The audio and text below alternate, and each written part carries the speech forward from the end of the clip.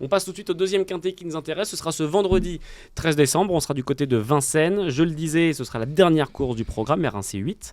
Le prix de Tourcoing, avant un très beau week-end de course qui nous attendra du côté de Vincennes, notamment avec la discipline de l'étrier et les nombreuses courses qualificatives en vue du prix de Cornulier qui nous attend en toute fin de janvier 2025. En attendant, on sera à l'attelé, prix de Tourcoing, départ 20h15. Didi, est-ce que tu peux nous présenter cette course et nous dire, déjà nous la présenter. Voilà, on va pas griller les étapes. Ouais. Allons-y petit à petit. Déjà, c'est une course très ouverte, réservée aux trotteurs de 7, 8 et 9 ans. On sera sur les 2850 mètres de la grande piste, un parcours très exigeant. On sera 8 au premier poteau et donc 1, 2, 3, 4, 5, 6 au second. Tu vois, je sais compter. Exactement, bravo.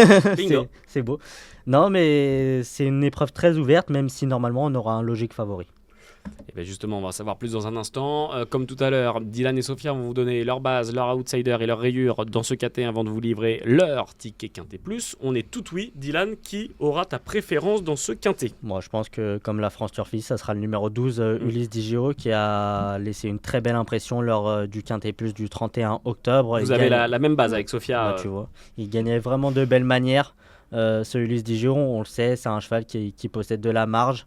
Il est de nouveau déféré des postérieurs. Ses 2 dernières tentatives dans les quintets plus, Pancaro 2 fois et jamais 203.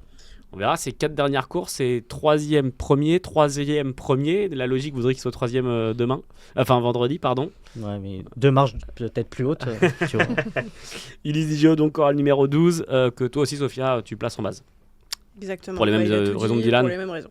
Eh bien écoute, on va te laisser la main, Sophia, pour parler de ton outsider, qui sera le numéro 2, Hermès de Clopo, donc au premier poteau, associé à Yoann Le Bourgeois. Déféré des 4, ça te plaît? Ouais, j'aime bien. Attends, parce que du coup, je suis reparti sur une autre fiche. Je t'en prie. T'en fais pas, Sophia. Hermès de Clopo, je pense qu'il ne doit pas être condamné sur ses récentes disqualifications. Ouais. Je vais y arriver. On sait qu'il n'a pas été très, très chanceux dernièrement. C'est un trotteur qui a quand même montré de la tenue. Je pense que voilà, s'il se montre sage, il peut faire bonne figure. C'est vrai que c'est pas si mal, je suis en train de regarder. Les dernières fois, il était plaqué des 4 pieds. Ça fait très longtemps qu'il n'a pas été déféré, depuis le 6 octobre. Et le 6 octobre, il a fait mouche. Ouais. Il l'a emporté à Segré. Et on a fait appel à Yoann Le Bourgeois, déféré des 4 au premier poteau. De toute façon, ça sera un quintet ouvert, donc c'est peut-être l'occasion de le racheter. C'est peut-être une surprise. Hermès de Clopo, le numéro 2. Dylan, on va remonter un numéro plus haut pour ton outsider qui sera l'As avec Gisaro et Gabriele Gelormini. Effectivement, un cheval qui a été acquis à réclamer, ce Gisaro, et depuis, c'est souvent les disqualifications, mais il montrait sa forme. La preuve en est la dernière fois, en retrait, il terminait vraiment librement, ce Gisaro. L'avant-dernière fois, il me semble qu'il avait une roue crevée et il termine tout de même 3e.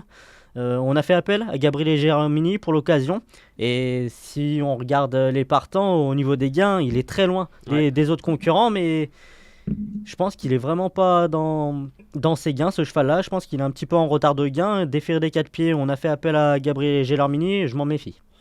On va passer à vos rayures maintenant, et pour cela il faudra se rendre parmi les chevaux qui s'élanceront au second poteau. Du côté de Sophia, ça sera le 11, Falco des Rochers. Ouais, Falco des Rochers, ses récentes performances m'ont pas du tout séduite. Ouais.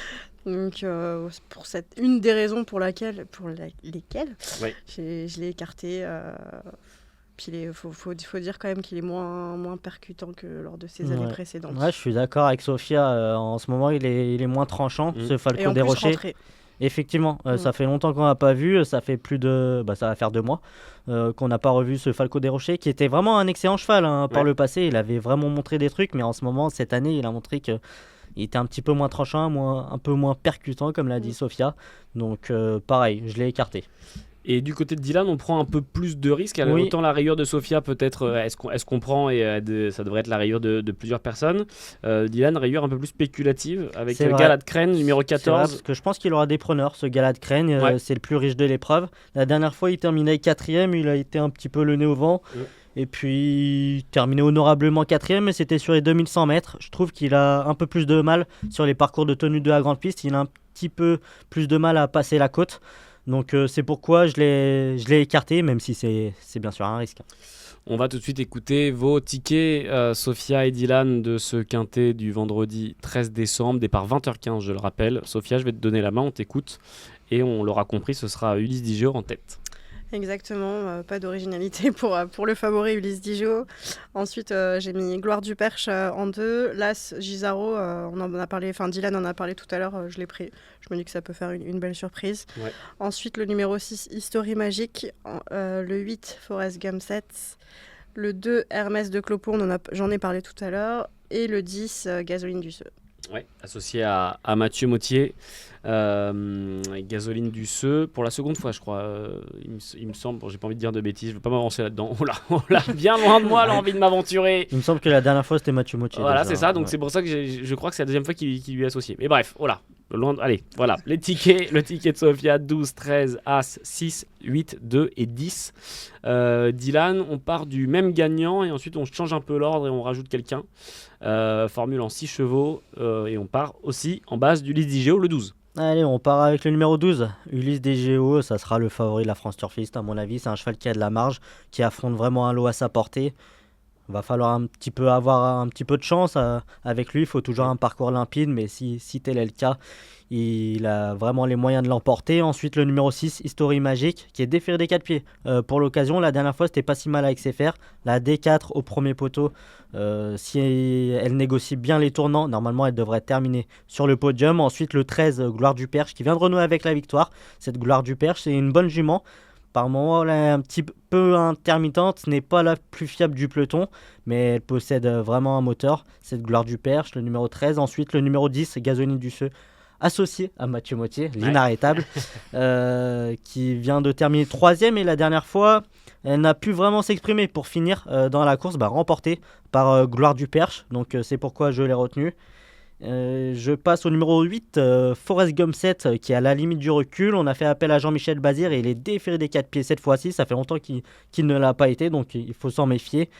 Et pour finir, mon outsider, l'As Gisaro, qui est confié à Gabi Gelormini. S'il reste sage, il peut terminer à l'arrivée. 12, 6, 13, 10, 8 et As, le ticket combiné en 6 chevaux donc de Dylan pour le quintet de ce vendredi. Merci à tous d'avoir suivi ce nouveau numéro de Quintet Express. On se retrouvera ce vendredi dans Bête de Week-end pour faire les quintets du week-end à Vincennes et il va y avoir du beau monde. Merci encore Dylan. Merci à toi Elliot. Merci encore Sophia. Merci à toi Elliot. Et quant à moi, je vous dis à vendredi donc dans Bête de Week-end et d'ici là, passez une très belle semaine de course. Ciao.